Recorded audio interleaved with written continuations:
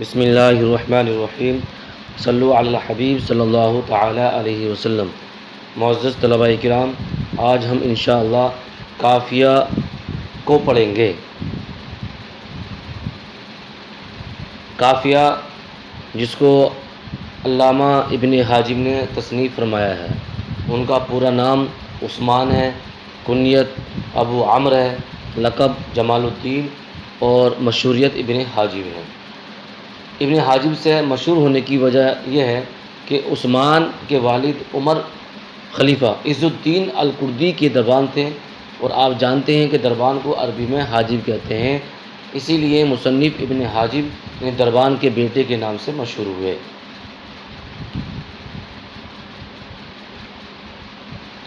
یہ کتاب جس کا نام قافیہ ہے، یہ علم نحو میں ترتیب دی گئی ہے، جو علم نحو کی سب سے اہم کتاب مانا جاتا ہے۔ اس کتاب کو شروع کرنے سے پہلے علم نحو کی تعریف، موضوع، غرض و غایات، اس کے واضح اور علم نحو کو وضع کرنے کی وجہ تسمیہ کو پڑھ لیتے ہیں۔ تو علم نحو کے وضع ہونے کی وجہ یہ ہے کہ عربی چونکہ ان کی مادری زبان تھی، اس لیے قرآن کو صحیح طریقے سے پڑھا کرتے تھے، مگر جب اسلام کو ترقی ہوئی اور عجم میں اسلام داخل ہو گیا تو اس وقت کلام پاک پر اعراب وغیرہ نہیں لگائے گئے تھے۔ بعض اہل عجم اپنی نادانی کی وجہ سے قرآن کو غلط پڑھتے تھے، یعنی زبر کی جگہ زیر اور پیش وغیرہ پڑھتے تھے۔ اسی وجہ سے قرآن کے قواعد کو تحریر کیا گیا۔ ایک دفعہ کا واقعہ ہے کہ حضرت علی رضی اللہ تعالیٰ عنہ کے پاس ایک دیہاتی آیا جو کہ عربی زبان سے ناواقف تھا، تو اس نے قرآن کی آیت ان اللہ بریء من المشرکین ورسولہ کو رسولی ہی یعنی ضمے کے بجائے کسرے کے ساتھ پڑھا، جس سے ترجمہ بالکل غلط ہوا۔ پہلی ضمے کی صورت میں آیت کا ترجمہ یہ ہوتا ہے کہ اللہ اس کا رسول مشرکین سے بری ہے، مگر دوسری کسرے کی صورت میں ترجمہ یہ ہوگا کہ اللہ اپنے رسول اور مشرکین سے بری ہے۔ پہلی صورت میں رسول کا عطف لفظ اللہ پر ہوتا تھا، لیکن دوسری صورت میں اس کا عطف مشرکین پر ہوا، جس کی وجہ سے معنی بدل گئے۔ تو حضرت علی نے فوراً اپنے شاگرد ابو الاسود ولی جو کہ مشہور تابعی ہیں ان سے فرمایا کہ لکھو، تو انہوں نے فرمایا کیا لکھوں؟ تو حضرت علی نے فرمایا کہ لکھو کل فاعل مرفوع وکل مفعول منصوب وکل مضاف الیہ مجرور، اور دیگر قوانین بھی لکھوا دیے۔ تو اس واقعے سے یہ پتہ چلا کہ علم نحو کے واضح اول یہ حضرت علی ہیں، اور ان کے حکم سے حضرت ابو الاسود ولی نے قواعد تحریر کیے، اور وہ حضرت علی سے آ کر کے درست کرواتے تھے۔ اس وقت جب حضرت ابو الاسود ولی کچھ قاعدے لے کر آئے تو حضرت علی نے فرمایا ما احسن ما نحوتا، کیا ہی اچھا آپ نے ارادہ کیا ہے۔ تو اسی وقت سے اس علم کا نام علم نحو پڑ گیا۔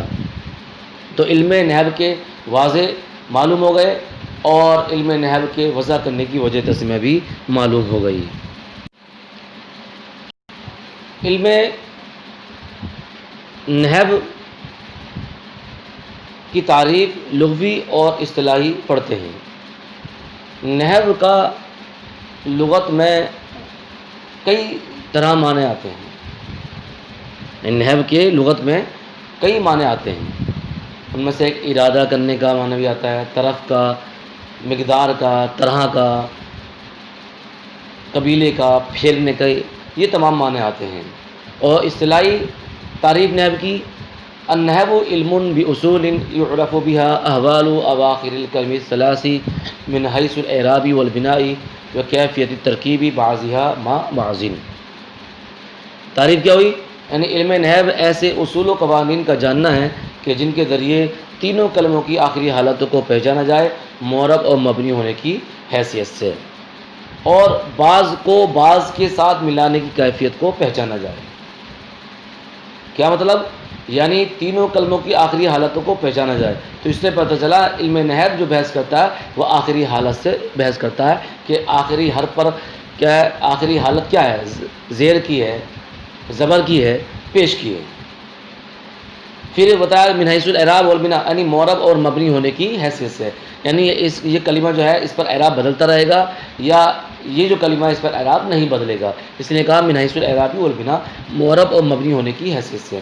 پھر فرمایا ہوا کیفیت ترکیبی بعضیہ مع بعض، بعض کو بعض کے ملانے کی، بعض کو بعض کے ساتھ ملانے کی کیفیت کو پہچانا جائے، یعنی علم نحو سے یہ بھی پہچان لیا جاتا ہے کہ ضرب زید میں کہ ضرب کی حالت کیا ہے، کیفیت کیا ہے، اور زید کی کیفیت کیا ہے۔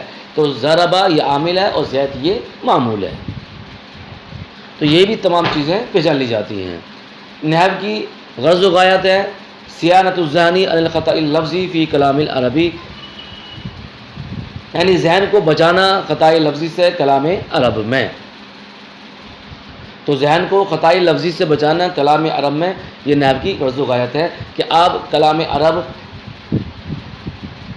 یعنی کلام الہی، حدیث رسول یا کوئی بھی عربی عبارت پڑھنے میں غلطی نہ کریں، یہ علم نحو کی غرض و غایت ہے۔ اس کا موضوع کیا ہے؟ اس کا موضوع ہے کلمہ اور کلام، کلمہ اور کلام۔ کلمہ اور کلام، اس پر اعتراض ہوتا ہے کہ صاحب ہر علم جو بھی بیان کیا جاتا ہے تو اس کا موضوع ایک ہوتا ہے، یعنی موضوع وہ ہوتا ہے جس میں اس کے عوارض ذاتیہ سے بحث کی جائے، تو موضوع ایک ہوتا ہے اور یہاں پر موضوع دو ہیں۔ اور قاعدہ ہے کہ تعدد موضوع تعدد علم کو مستلزم ہوتا ہے، یعنی اگر موضوع دو ہوئے تو علم بھی دو ہوئے، حالانکہ علم ایک ہے۔ تو اس کا جواب کیا ہے؟ تو اس کا جواب یہ دیا جائے گا کہ صاحب تعدد کی دو قسمیں ہوتی ہیں، تعدد لفظی اور تعدد معنوی۔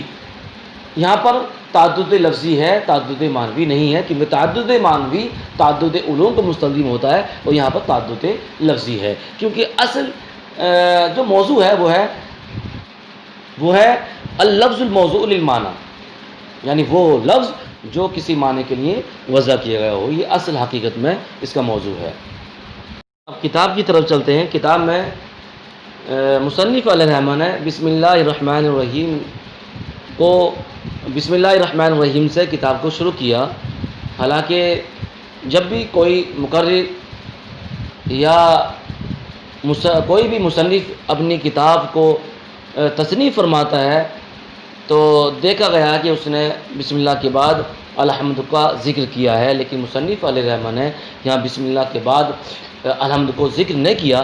تو مصنف علیہ الرحمٰن نے قرآن، حدیث اور سلف صالحین کے طریقے کی خلاف ورزی کی ہے، ایسا کیوں کیا؟ تو بتایا اس کا جواب یہ دیا جائے گا، اس کا جواب دیا کہ صاحب عاجز و انکساری کی وجہ سے مصنف علیہ الرحمٰن نے حمد کو بیان نہیں کیا۔ تو اعتراض ہوا کہ صاحب حمد کو ذکر کرنا یہ عاجزی ہے، حمد کو ترک کرنا یہ عاجزی نہیں ہے۔ اس کا جواب دیا جائے گا کہ صاحب حمد کو ترک کرنے کی دو صورتیں ہوتی ہیں۔ ایک تو یہ کہ ترک کرنے کو عبادت سمجھنا، یہ ناجائز ہے، اور دوسری صورت یہ کہ صاحب میں نے اس لیے حمد کو ترک کر دیا ہے کہ میرا جو عمل ہے، میری جو کتاب ہے، یہ دوسری کتابوں کے مقابل میں، دوسرے مصنفین کی کتابوں کے مقابل میں ایک حقیر ہے، ایک ناچیز کتاب ہے، میرا یہ عمل حقیر ہے، اس وجہ سے کہ یہ کتاب حمد کے لائق نہیں ہے، میں نے حمد کو بیان نہیں کیا، تو یہ جائز ہے۔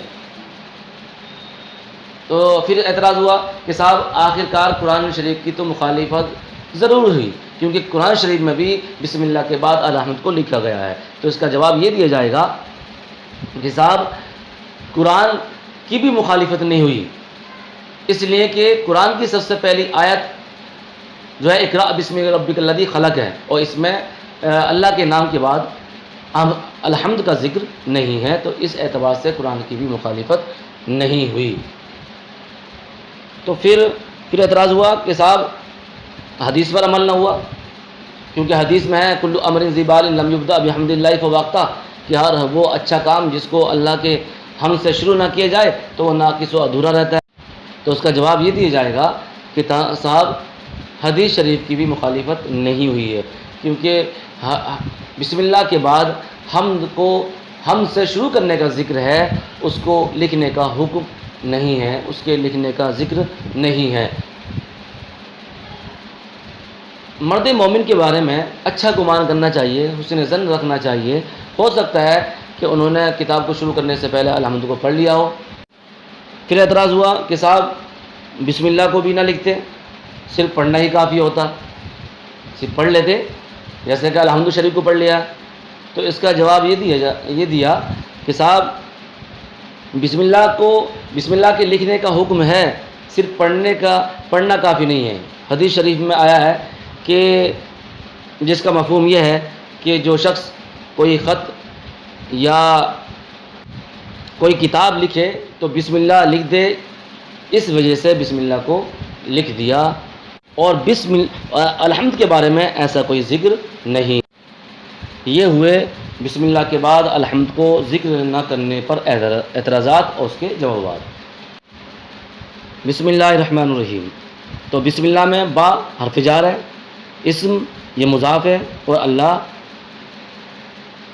اپنی صفتوں سے مل کر یہ مضاف الیہ بنے گا، اور پھر جار مجرور سے مل کر یہ متعلق ہوگا ابتدی متعلق کا۔ الرحمن الرحیم یہ اللہ تعالیٰ کی دو صفتیں ہیں۔ الرحمن یہ صفت خاص ہے اور رحیم یہ صفت عام ہے۔ اس میں ایک اشارہ اور ملتا ہے کہ رحمان کے اندر ایک نقطہ ہے اور رحیم کے اندر دو نقطے ہیں۔ اس کا مطلب ہوا کہ رحمان وہ صرف اللہ تعالیٰ یعنی ایک ذات کے ساتھ خاص ہے، اور وہ ہے اللہ تعالیٰ کی ذات، اور رحیم ایک ذات کے علاوہ دوسری ذات کے ساتھ یعنی اللہ کے نیک بندوں کے ساتھ بھی آ جائے گی۔ تو رحمان اس اعتبار سے خاص ہے اور رحیم صفت عام ہے۔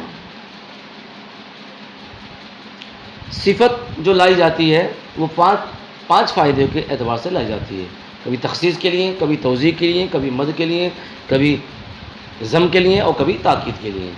تخصیص کا فائدہ جب دیتی ہے جب نکرہ موصوف کی صفت آئے، یعنی جب صفت کس کی واقع ہو، موصوف نکرہ کی صفت آئے تو تخصیص کا فائدہ دیتی ہے، اور جب کسی معرفہ کی یا علم کی صفت واقع ہو تو توضیح کا فائدہ دیتی ہے، جیسے زید العالم۔ مد کا فائدہ دیتی ہے، جیسے کہ بسم اللہ الرحمن الرحیم میں الرحمن الرحیم یہ مد کے لیے ہیں۔ کیونکہ الرحمن الرحیم یہ کیا ہے، تخصیص کے لیے بھی نہیں ہو سکتی اور وضاحت کے لیے بھی نہیں ہو سکتی، کیونکہ اللہ تعالیٰ پہلے سے ہی واضح ہے۔ کبھی ضم کے لیے آتی ہے، جیسے اعوذ باللہ من الشیطان الرجیم، تو الرجیم جو صفت ہے وہ شیطان کی، کیونکہ یہ توضیح کے لیے نہیں ہو سکتی کہ یہ شیطان پہلے سے ہی واضح ہے۔ اور کبھی تاکید کے لیے آتی ہے، جیسے نفخۃ واحدہ، تو نفخۃ یہ فعالۃ کے وزن پہ، اور فعالۃ کا وزن مرد کے لیے آتا ہے، یعنی ایک مرتبہ کا معنی دینے کے لیے آتا ہے، تو واحدۃ جو اس کی صفت آئی ہے وہ بھی ایک کا معنی دے رہا، تو اس اعتبار سے واحدۃ جو ہے یہ صفت ہے لیکن تاکید کے لیے ہے۔ بہرحال صفت 5 فائدے دیتی ہے، تخصیص کا، توضیح کا، مد کا، ضم کا اور تاکید کا۔ یہاں پر رحمان اور رحیم جو ہے یہ 2 صفتیں جو ہیں یہ اللہ تعالیٰ کی مد کے لیے ہیں۔ کل سے ہم انشاءاللہ الکلمۃ کو لے کر کے بحث کریں گے۔ صدق اللہ العظیم واللہ اعلم بالصواب۔